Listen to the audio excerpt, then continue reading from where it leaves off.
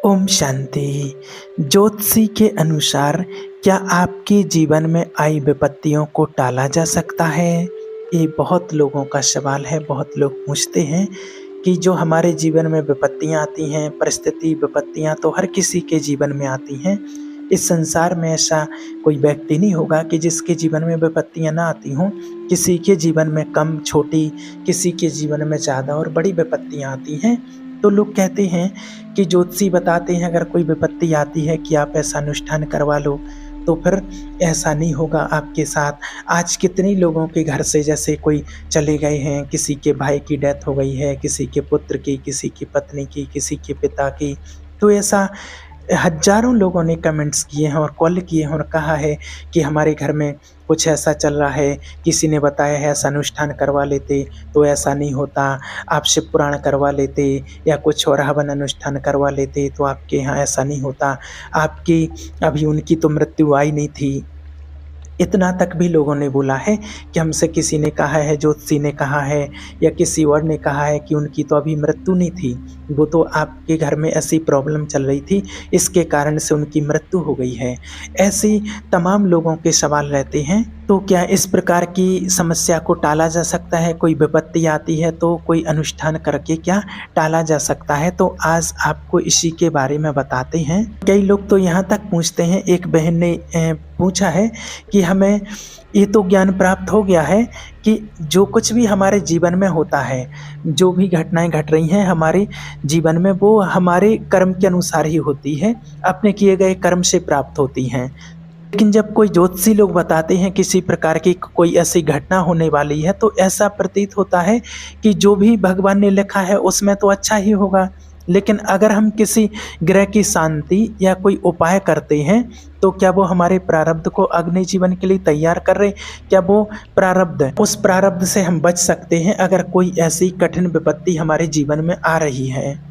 तो देखिए, अगर आपको पता चलता है कि आपका कोई अनिष्ट होने वाला है, आपको कोई विपत्ति आने वाली है, ज्योतिषी शास्त्र के अनुसार ही अगर आपको पता चलता है कि 1 महीने के अंतर्गत कोई घटना आपके साथ घटने वाली है, आपका ग्रह नक्षत्र ऐसा ऐसा चल रहा है, अब आप अनुष्ठान की खोज करें कि उस घटना का काट किस अनुष्ठान के द्वारा हम काट कर सकते हैं जो आपके जीवन में घटने वाली है। तो अगर आप जाप कराते हैं, जैसे मृत्युंजय जाप है, और यदि कुछ भी अनुष्ठान आप अपने घर में कराते हैं तो एक कर्म आपका प्रायश्चित होगा। जो पाप आपके ऊपर अटैक करने वाला है, वो अटैक करने वाला है, उसका एक प्रायश्चित होगा जो आप कर रहे हैं। इस बात को अच्छे से समझना। अब वो पाप, अगर वो जो अटैक करने वाला है वो बहुत लघु होगा तो आपको मिल भी सकता है, और अगर उसमें थोड़ा बहुत जैसे आपका हल्का फुल्का है तो वो आपका इस प्रायश्चित से मिट भी सकता है। यानी कि वो आपके पास आएगा लेकिन आपको उससे दर्द नहीं होगा, आपको कष्ट नहीं होगा, तकलीफ नहीं होगी। ये होता है कि इधर जो आप प्रायश्चित कर रहे हैं, साधन, इसकी साधना कर रहे हैं, साधन अनुष्ठान जो भी कर रहे हैं, ये कितने जोर का है, और प्रारब्ध में जो आने वाले कर्म के अनुसार है आपके पास, वो कितने जोर का है, वो कितना कैसा पाप है वो। अगर वो 100% है, अगर जो आपके पास आने वाला है, अगर वो 100% है और आपका अनुष्ठान जो है वो 50% तक अनुष्ठान है, तो 50% आपको भोगना पड़ेगा, 50% आपका कम हो जाएगा। इसलिए अगर आपको कुछ पता चलता है कि हमारे जीवन में कोई ऐसी घटना घटने वाली है, कुछ आपको ऐसा महसूस होता है, लगता है, तो आप उसके लिए प्रायश्चित कर सकते हैं, आप उसके लिए अनुष्ठान कर सकते हैं, आप भगवान का ध्यान कर सकते हैं। उससे क्या होता है कि जो कष्ट आपको मिलने वाला है वो मिलेगा तो, लेकिन उसका वेग कम हो जाएगा, तो आपको कष्ट नहीं होगा, आपको किसी प्रकार की कोई पीड़ा नहीं होगी इतनी ज़्यादा। तो जो छोटी मोटी कोई चीज़ें होती हैं तो उसमें देखिए ऐसा हो जाता है, कोई छोटे मोटे पाप आपसे हिसाब किताब कुछ बन जाता है तो कोई मिट भी जाता है, कोई कम हो जाता है जब आप बहुत अच्छे से अनुष्ठान करते हैं, कुछ ऐसा कोई भी उपाय करते हैं तो उससे। लेकिन अगर एक होता है जो कि बिल्कुल निश्चित होता है कि निश्चित आपको मिलना ही है, आपने कोई ऐसा कर्म बनाया है, ऐसा अपना प्रारब्ध बनाया है कि आपको उसके अनुसार फल आपको मिलना निश्चित है, तो फिर वो किसी अनुष्ठान से नहीं मिटाया जा सकता है। जैसे श्रृंगी ऋषि ने श्राप दिया था कि 7वें दिन राजा परीक्षित इस तक्षक नाग के डसने से मृत्यु हो जाएगी। काटेगा तो काटेगा। बड़े बड़े ऋषि मुनि आए, संत आए, औषधि खिलाई, सब कुछ किया गया, लेकिन तक्षक वहाँ पहुँचे और तक्षक ने राजा परीक्षित को काटा और उनका शरीर भी छूट गया, भस्म हो गया। तो जो निश्चित होता है उसके लिए देखिए कोई नहीं बचा सकता है। आज देखिए ये उन लोगों के लिए है, इस सवाल का जवाब आज ध्यान से सुनना। बहुत लोग कहते हैं इसी के लिए कि अभी तो उनकी मृत्यु नहीं थी, अभी तो उनके साथ ऐसा होने वाला नहीं था, वो तो कुछ कारण ऐसा बना है इसलिए उनकी मृत्यु हो गई है। कई लोग बहुत सारे सवाल जवाब करते हैं कि अगर हम ऐसा कर लेते तो शायद उनकी मृत्यु नहीं होती, हम समय से हॉस्पिटल पहुंच जाते, या हमारे घर में ही कुछ ऐसा चल रहा है उसके कारण उनकी मृत्यु हुई है। तो देखिए ये सब आपकी शंकाएं हैं, आपके मन में नेगेटिव विचार आते हैं, व्यर्थ के विचार आते हैं। आपको बताया कि जो निश्चित है उसको कोई टाल नहीं सकता है, जिसकी जहाँ मृत्यु होनी है। अब राजा परीक्षित जी जो थे उनको श्राप मिला था कि 7वें दिन तक्षक नाग के काटने से मृत्यु होगी। तो उनको बचाने के लिए कितने लोग आए, कितने ऋषि मुनि आए, उनके घर में कौन सा, बताइए आपकी क्या ग्रह चल रहे थे, क्या था, कुछ भी नहीं था, है ना। लेकिन उनकी मृत्यु निश्चित थी, निश्चित समय पर उनकी मृत्यु होनी थी, तो उसको कोई टाल नहीं सकता था और उनकी उसी दिन मृत्यु हुई है। तो आज हम, जब वो राजा थे और राजा के कितने अच्छे गुरु थे, संत थे सब, और वो प्रतापी बलवान राजा थे और एक धर्मप्रिय राजा थे और हमेशा भगवान का ध्यान करने वाले, भक्ति करने वाले, भगवान में विश्वास रखने वाले प्रजापालक थे। सब कुछ उनके अंदर अच्छे गुण थे और वो उसके बावजूद भी उनकी मृत्यु निश्चित थी, तो हुई, उनको कोई भी नहीं बचा पाया कितने भी प्रयास करने के बाद। तो इसी प्रकार से आप सोचिए कि वो तो इतने बड़े राजा थे, सब कुछ थे, और आज यहाँ लोग हम क्या सोचते हैं कि अरे हम ऐसा कर लेते। जब वो नहीं बचा पाए तो आप क्या बचा पाते। आप सोचिए कि जब वो नहीं बचा पाए हैं तो आप क्या बचा पाते। इसलिए जो निश्चित होता है उसको टाला नहीं जा सकता है।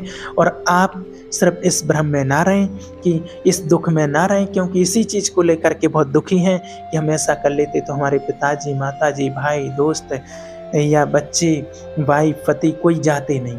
ऐसा कुछ भी नहीं होता है। जो होना होता है देखो निश्चित होता है, उसको कोई टाल नहीं सकता है, उसको कोई भी आगे पीछे नहीं कर सकता है। आप इस बात को बिल्कुल स्वीकार कर लीजिए और जो आप इस दुख को लिए बैठे हैं वो उस दुख से आप बाहर आ जाइए। जब तक आप इसको स्वीकार नहीं करेंगे तब तक आप उससे बाहर नहीं आ सकते हैं। और जो निश्चित होता है उसको कोई टाल नहीं सकता है, कितना भी बड़ा अनुष्ठान हो, कुछ भी हो। इसलिए कहते हैं, जैसे वशिष्ठ जी ने कहा कि सुनो भरत भावी प्रबल, बिलख कहूँ मुनिनाथ, हानि लाभ जीवन मरण जस अपजस यस सब विधि हाथ। ये जो कई चीज़ें होती हैं जो पक्का होता है, पर अनुष्ठान कुछ सीमा तक मिटाया जा सकता है। जो आगामी हमारे ऊपर अटैक करने वाला हमारा कर्म जो होता है, अगर अनुष्ठान आपका अच्छा है, पावरफुल है, अच्छा है, तो उसका वेग कम किया जा सकता है। वो कोई भगवान नहीं दे रहा आपको कि आपको कोई दुख जो आपको मिल रहा है, आपके जीवन में जो विपत्तियाँ आई हैं, जो परिस्थितियाँ आई हैं, जो भी आपको मिल रहा है, तो वो कोई भगवान नहीं दे रहा है। नहीं, आप सोच रहे हैं कि भगवान दे रहा, नहीं, वो आपके कर्म का फल है। जो आपने कर्म किया है, चाहे अभी किया हो, आप कर्म करके तो भूल जाते हैं, इस जन्म में किया हो या पूर्व जन्म में किया हो, लेकिन है आपके ही कर्म का फल, वो कुछ और नहीं है। तो उसका प्रायश्चित अगर आप कर रहे हैं तो ईश्वर उस प्रायश्चित के अनुसार कुछ ना कुछ आपको देते हैं कि उसका वेग कम हो जाता है। जिस प्रकार से मान लीजिए कि आज आपका सर दर्द हो रहा है, आपका बहुत ज़्यादा सर दर्द हो रहा है, अब आपने एक टैबलेट ले ली है, अब ये टैबलेट प्रायश्चित है, उस कर्म का प्रायश्चित। अब आप कहते हैं कि अरे वाह आराम मिल गया, तो उस टैबलेट ने, जो आपने टैबलेट खाया है, वो आपका प्रायश्चित हो गया, वो दवा आपकी प्रायश्चित हो गई। तो वो कर्म को अटैक करके और उसने उस कर्म को शांत किया। अब कई लोग कहते अरे सर दर्द तो ठीक नहीं हो रहा है, इस टैबलेट से ठीक नहीं हो रहा है, कितना भी कोशिश कर लो नहीं हो रहा है। अब क्या होता है कि जो आपका कर्म है वो जोरदार है और आपका प्रायश्चित है वो कमज़ोर पड़ गया है। ऐसे कितने ही लोगों के जीवन में ऐसा होता है कि कुछ चीज़ें कम हो जाती हैं, लेकिन जो पक्का प्रारब्ध भोगना है, जो आपने कर्म बना लिया है, जो पक्का है, कुछ कुछ तो होते हैं कच्चे, थोड़े बहुत मिलना है, वो प्रायश्चित से ख़त्म हो जाता है। लेकिन कुछ पक्का है, कोई चीज़ें कोई कोई पक्की होती हैं, जैसे किसी किसी की किडनी फेल होना है, किसी को कोई और बड़ी बीमारी हो गई, तो वो निश्चित है अभी ये आपके अनुष्ठान से ठीक नहीं होगा, इसको तो भोगना ही पड़ेगा। पर हाँ, ये है कि अगर आप साधना कर रहे हैं भगवान की, तो जो प्रभाव होता है वो इतना नहीं पड़ता है। जैसे कष्ट है, समस्याएं हैं, बड़ी पीड़ाएं हैं जीवन में, लेकिन मन में एक उमंग रहता है, मन एक उत्साह में है, तो सारी जो अपनी दिनचर्या है वो चलती रहती है। जैसे श्री रामकृष्ण परमहंस जी थे, सभी ने देखा होगा उनको, उनके गले में कैंसर था, उनकी जीवन कहानी पढ़ी होगी आपने। तो ये इतने महान सिद्ध पुरुष थे, तो इनको भी माना कष्ट मिल रहा है शरीर का। अब क्या हुआ, ये प्रारब्ध है। अब आप सोचिए कि श्री रामकृष्ण परमहंस जी जो थे कि वो डायरेक्ट माता से बात करते थे, काली माँ से बात करते थे, जैसे हम और आप बात करते हैं इतना। और माना वो सब कुछ जानते थे, भविष्य के बारे में सब कुछ जानते थे, जो स्वामी विवेकानंद जी के गुरु थे, तो उनको तो सब पता था और वो जानते थे। लेकिन उसके बावजूद भी उनको इतना कष्ट मिलता था, पीड़ा होती रहती थी, पस बहता रहता था, इतना कष्ट होता था, उनको दर्द होता था। अब आप सोचें कि इतने बड़े महान भक्त हुए हैं, इतने बड़े संत हुए हैं महान, उसके बावजूद भी ऐसी पीड़ा उनको हो रही है। तो ये क्या है, ये प्रारब्ध ही है, ये हमारे कर्म का ही फल है, ये प्रारब्ध ही हमने जो बनाया है वो अभी मिल रहा है। तो आप विचार कीजिए कि जब ऐसे ऐसे महान संत, इतनी बड़ी बड़ी हस्तियां, जब उनको भी अपने कर्म का फल भोगना पड़ रहा है, तो आज के इंसान हम और आप तो क्या हैं, कहाँ लग रहे हैं। इसलिए आप कभी भी परेशान ना हो कि ये ऐसा क्यों हो रहा है। ये जो कुछ भी हो रहा है ये आपके ही किसी ना किसी कर्म का फल है, कुछ और नहीं है। अगर कोई कष्ट परेशानियां भी आ रही हैं जीवन में, तो आप तो बस एक बात याद रखो और भगवान से कहो कि भगवान चाहे कैसी भी कष्ट हो, विपत्ति हो, परिस्थिति आए, लेकिन मैं आपका हूँ। आप जैसे रखोगे मैं वैसे रहूँगी, मैं वैसे रहूँगा, मुझे कोई प्रॉब्लम नहीं है। बस इतना बना रहे कि मैं प्रभु आपको ना भूल जाऊं, इस जीवन में बस आपको ना भूल पाऊं, आपका साथ ना छूट जाए, बस इतना करना प्रभु। ऐसा अपना अंदर अंदर चिंतन चलता रहे। तो ये बातें सिर्फ पवित्र हृदय में आती हैं, जिनका हृदय पवित्र होता है उन्हीं के मन में ये विचार आते हैं। नहीं तो लोग आज तरह तरह की शंकाएं उत्पन्न हो जाती हैं, क्या क्या करते रहते हैं, क्या क्या सोचते रहते हैं कि ऐसा कैसे होगा, भगवान के लिए कर रहा है फिर भी ऐसा हो रहा, फिर ऐसा उनके मन में विचार आता है। लेकिन जो पवित्र हृदय होते हैं, जो पवित्र आत्माएं होती हैं, उनके मन में ऐसे कभी विचार नहीं आते हैं कि हमारे साथ ऐसा क्यों हो रहा, क्योंकि उनको पता है, उनको सब कुछ पता है और वो जानते भी हैं कि जो कुछ भी है ये हमारे ही कर्म का फल है। आज कितने ही लोग आज प्रैक्टिकल में अभी हैं, तो उनको पता है कि हमारे ये किसी कर्म का फल है और उनको ईश्वर से कोई शिकायत नहीं होती है। और कई कई ऐसे विधान जो निश्चित हैं वो दिखाए हैं, जैसे कई सीरियल में दिखाए, रामायण में हैं, जैसे श्री दशरथ जी की मृत्यु होना, श्री राम जी का वनवास होना, सीता जी का हरण होना, तो ये सब कुछ दिखाया है ना। तो क्या है, क्या दिखाया है कि वो तो माना एक भगवान के रूप में अवतार लिया है, और भगवान राम जी ने दिखाया है कि जब मानव देह में आए, भले वो भगवान के अवतार हैं, लेकिन जब मानव देह में आए तो ये मानव देह हमारा संघर्षमय है, इसलिए इसमें ज़्यादा परेशान होने की ज़रूरत नहीं है, क्योंकि उन्होंने प्रैक्टिकल करके दिखाया है कि हम जब भगवान के अवतार आए हैं, माता लक्ष्मी का अवतार माता सीता आई हैं, जब उनके साथ में ऐसी परिस्थितियाँ घटनाएं घट सकती हैं। श्री राम जी जो माना एक भगवान का अवतार लेकर के आए, उनके पिताजी राजा दशरथ जी, उनकी मृत्यु तो वो निश्चित है, अब लोग कहें कि वो तो भगवान थे, वो तो कुछ भी कर सकते थे, लेकिन नहीं, जो निश्चित है तो है, जो होना है तो होना है। आज सीता जी का हरण होना है तो होना, इतनी बड़ी-बड़ी विकट परिस्थितियाँ आएँ, उसके बावजूद भी भगवान यही कहते हैं कि उसके बावजूद भी किसी प्रकार के कोई जीवन में ऐसी समस्या अगर आती है तो आपको घबराना नहीं है, क्योंकि मनुष्य देह है और ये संघर्षमय है। इसमें संघर्ष तो हमें कहना ही पड़ेगा, क्योंकि इसका नाम है मृत्युलोक। इस दुनिया का नाम है मृत्युलोक और यहाँ समस्या ही समस्या है। यहाँ पर एक भी कोई मनुष्य, कोई भी व्यक्ति ऐसा बता दो कि जो कहे कि मेरे पास कोई समस्या नहीं है, मैं 100% सुखी हूँ। कोई भी ऐसा नहीं कह सकता है। हर किसी को कोई ना कोई प्रकार की समस्या लगी है। किसी को तन की, किसी को मन की, किसी को प्रॉपर्टी की, किसी को बीमारियों की, किसी को बच्चों की। तमाम उलझनें इस संसार में लोगों के मन में हैं। जिनके पास पैसा कम है तो उनको गरीबी की चिंता, जिनके पास ज़्यादा है तो उनको टेंशन, कोई बीमारियां लगी हैं, कोई बच्चे बात नहीं मान रहे, किसी के बच्चे नहीं हैं तो उनके लिए परेशान है, किसी के बच्चे हैं तो उनसे परेशान है। ऐसी तमाम उलझनें इस संसार में हैं। इसलिए कोई भी ये नहीं कह सकता कि हम यहाँ 100% सुखी हैं।